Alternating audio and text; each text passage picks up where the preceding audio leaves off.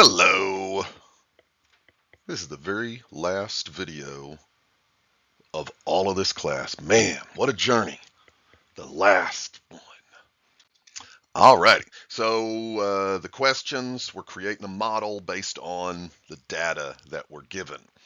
So if you're in doubt and there's nothing in the information that screams use this model, use the PERT model. That's always a good default.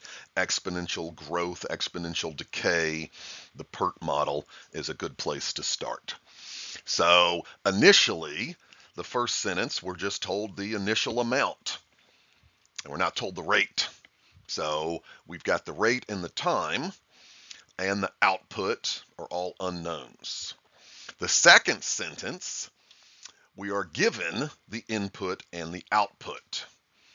So we can plug that in there, and now you can see that the rate is the only thing that's unknown.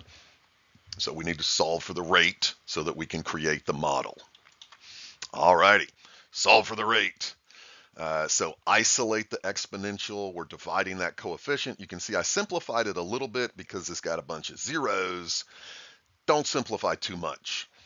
Now, I don't know whether 100 over 86 simplifies to a simpler fraction, but that's just time consuming to type it in the calculator. Why bother?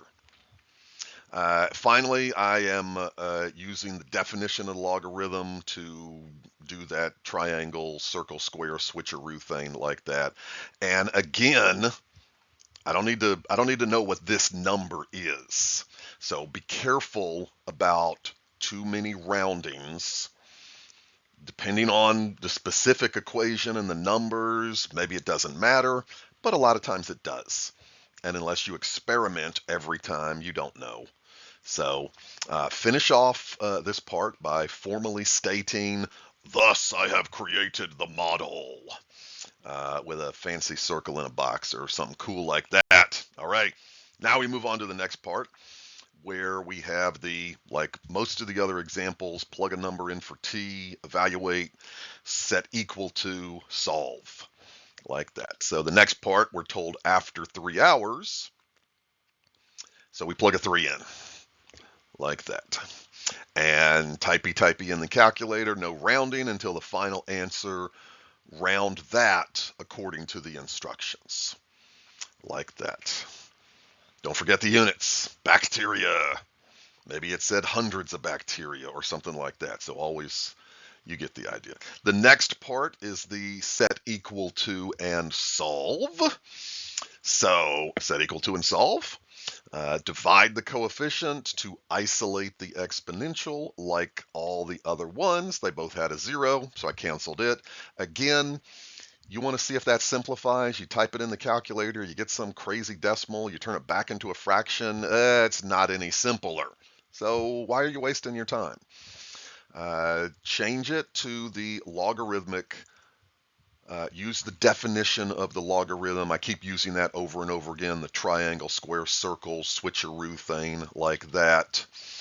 And then solve.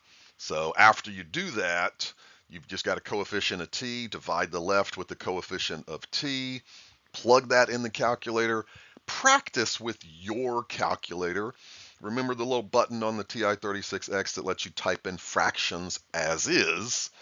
You got a different calculator, practice to see what you're comfortable with. And then finally, put a fancy little circle box around your answer. And, oh, I'm so sad. We're done. That's the end. Oh, no. Well, I'll see you in class.